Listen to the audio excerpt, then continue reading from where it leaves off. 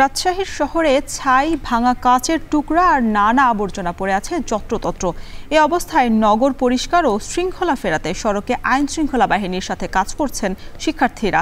এ নিয়ে আরও বিস্তারিত জানাতে নগরীর কুমারপাড়ায় আছেন সহকর্মী রাকিবুল হাসান। রাকিব, নগরের শৃঙ্খলা ফেরাতে কি উদ্যোগ নেওয়া হয়েছে জানাবেন।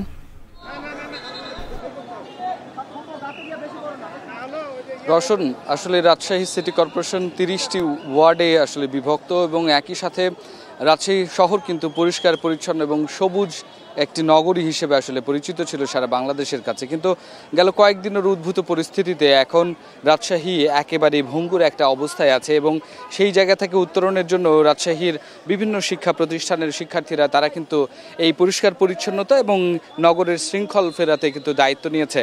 আমরা দেখেছি সকাল থেকে একেবারে ভোরবেলা থেকে কিন্তু শিক্ষার্থীরা ঘর ছেড়ে বের হয়ে এসেছেন, বিভিন্ন শিক্ষা প্রতিষ্ঠান থেকে এসেছেন। এখানে রাজশাহী ইউনিভার্সিটি, বরেন্দ্র বিশ্ববিদ্যালয়, রাজশাহী কলেজ, মহিলা কলেজ, বিভিন্ন কলেজের শিক্ষা প্রতিষ্ঠান এবং স্বেচ্ছাসেবী সংগঠনের শিক্ষার্থীরা এখানে আছেন। তারা পরিষ্কার পরিচ্ছন্ন করছেন।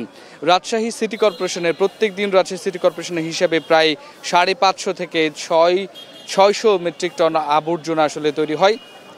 বিগত কয়েকদিন থেকে আসলে সিটি কর্পোরেশনের কোনো ধরনের কার্যক্রম নেই, যার কারণে শিক্ষা প্রতিষ্ঠানের এই শিক্ষার্থীরা কিন্তু পরিষ্কার পরিচ্ছন্নতার কার্যক্রমটি করছে এবং বিভিন্ন সময় এই যে সংঘর্ষগুলো হয়েছে সেই সংঘর্ষগুলোর সময় যে বিভিন্ন ভবন ভাঙা হয়েছে বা বিভিন্ন মার্কেট ভাঙাচোরা হয়েছে সেগুলোর যে ক্ষতচিহ্ন সেইটাকে পরিষ্কার পরিচ্ছন্নের কাজটি কিন্তু শিক্ষা প্রতিষ্ঠানরা করছে। এখানে ফেলে রাখা কাঁচ, আবর্জনা এবং যে পুড়ে যাওয়া জিনিসপত্র সেগুলোকে গুছিয়েছে তারা, সেটা ডাস্টবিনে ফেলেছে এবং পরিষ্কার পরিচ্ছন্ন করছে। আমরা ঠিক কুমারপাড়া থেকে এখন সিএনবি এলাকা আছি, সেখানে যে বঙ্গবন্ধুর মুরালের এই জায়গাটিতে যে ক্ষতবিক্ষত হয়েছে, সেখানে যে গাছগুলো উপড়ে ফেলা হয়েছে সেগুলো কিন্তু আবারও নতুন করে শিক্ষার্থীরা লাগাচ্ছেন।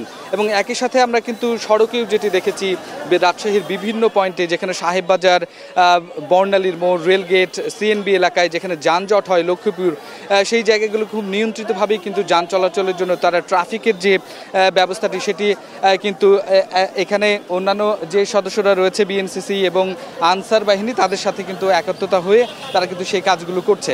এবং এখানে যে পরিষ্কার পরিচ্ছন্নতার কাজটি করছে তারা একেবারে স্ব-উদ্যোগে এসেছেন এবং তারা যেটি বলছেন পুরো নগরীটিকে তারা গুছিয়ে দিতে চান, ততদিন পর্যন্ত আসলে মাঠে থাকতে চান যতদিন না পর্যন্ত পরিচ্ছন্ন, সুন্দর, পরিপাটি এই সবুজ শৃঙ্খল রাজশাহীকে আবারও আসলে আগের জায়গায় তারা ফিরিয়ে নিতে না পারেন, ততক্ষণ পর্যন্ত তারা কিন্তু মাঠে থাকবেন।